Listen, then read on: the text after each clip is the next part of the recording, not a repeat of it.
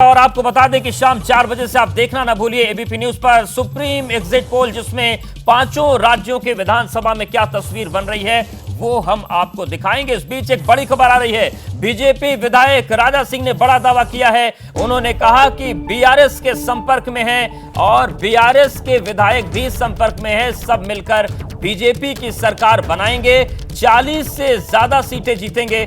मुझ पर पीएम मोदी और योगी का आशीर्वाद है, मैं तीसरी बार जीतूंगा। तो ये तस्वीर सामने आ रही है तेलंगाना से, जहां पर जो विधायक है बीजेपी के वो दावा कर रहे हैं कि बीआरएस के संपर्क में हैं और मिलकर हम सरकार बनाएंगे।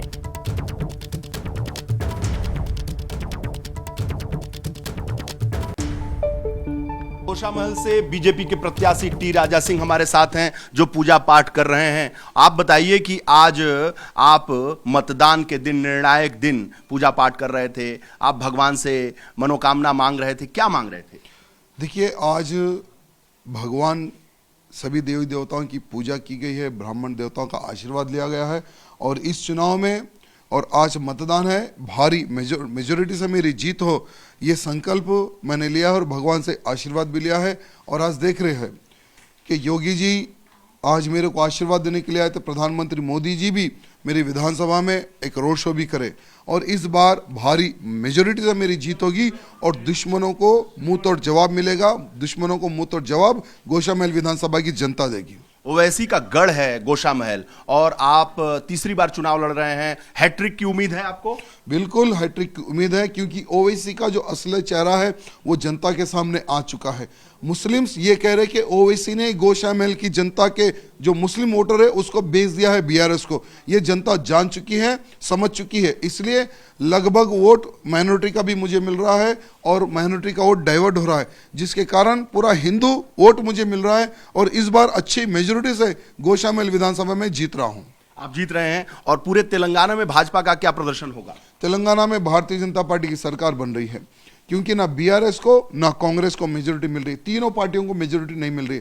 तो ये देखते हुए बहुत सारे ऐसे बीआरएस के विधायक है जो चुनाव लड़ रहे हैं और भारतीय जनता पार्टी के संपर्क में है। हम लोग 40 से अगर पार कर लेते हैं, यानी वो तो 3 दिसंबर को पता चलेगा, अगर हम 40 से पार कर लेते हैं तो बहुत सारे बीआरएस के एमएलए टूटकर भारतीय जनता पार्टी से जुड़ेंगे और भारतीय जनता पार्टी की सरकार तेलंगाना राज्य में बनेगी। आप लोग बीआरएस के जो प्रत्याशी हैं, कैंडिडेट्स हैं, बीआरएस के जो नेता हैं, उनके संपर्क में हैं? देखिए, मैं तो संपर्क में नहीं हूं, लेकिन इतना में जो विश्वास है और बहुत बार हमारे बड़े बड़े नेताओं ने ये स्टेटमेंट दिया है कि 2023 का जो चुनाव रहेगा बहुत ही महत्वपूर्ण रहेगा और बहुत सारे बीआरएस के एमएलए और बीआरएस के मिनिस्टर है जो चाहते हैं कि भारतीय जनता पार्टी की सरकार तेलंगाना में बने, क्योंकि बाप और बेटे और दामाद का ही राज तेलंगाना में वो लोग देख रहे हैं। अगर कोई मिनिस्टर या कोई विधायक अगर किसी लेटर पैड पे अगर डेवलपमेंट के लिए साइन भी अगर करना है तो बिना बाप, बिना बेटे और बिना दामाद के परमिशन के वो लोग नहीं कर सकते।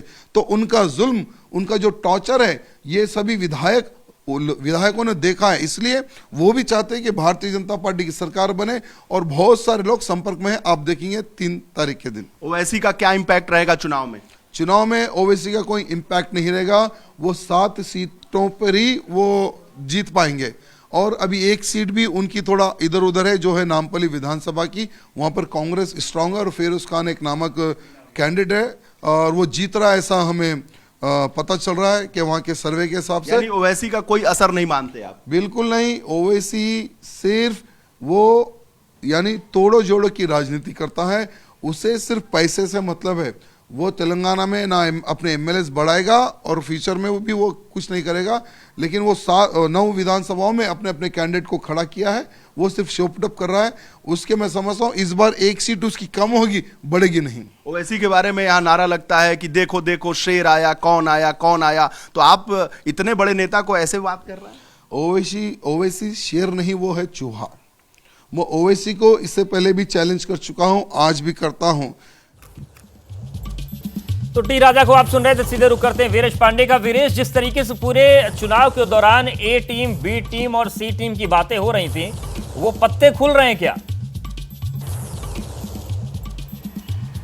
देखिए, निश्चित रूप से जिस तरीके से टी राजा सिंह ने दावा किया है एबीपी न्यूज से कि बीआरएस के जो विधायक हैं, नेता हैं, वो भाजपा के संपर्क में हैं, हमारे संपर्क में हैं। टी राजा सिंह विधायक हैं और तीसरी बार चुनाव लड़ रहे हैं। लगातार 2 बार चुनाव यहां से जीत चुके हैं, लगातार 2 बार। ओवैसी के गढ़ से चुनाव जीत चुके हैं और तेलंगाना भाजपा के बहुत बड़े नेता हैं, फायर ब्रांड नेता हैं। आपको याद होगा, योगी और मोदी की बात कर रहे हैं कि मोदी और योगी का आशीर्वाद है, और योगी की जो यहां सभा हुई थी, जो रोड शो हुआ था, उसमें अपार जनसमूह आपको देखने को मिला था, पूरा देश देखा था। इसलिए टी राजा सिंह की जो भूमिका है तेलंगाना भारतीय जनता पार्टी में, वो बेहद अहम मानी जाती है।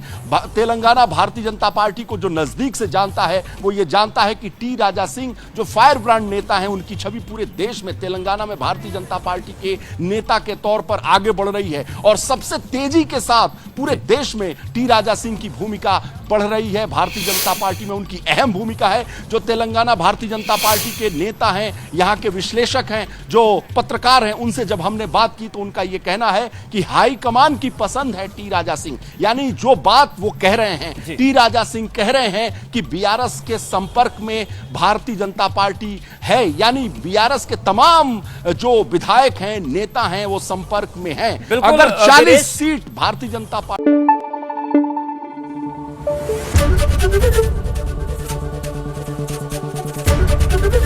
एबीपी न्यूज आपको रखे आगे।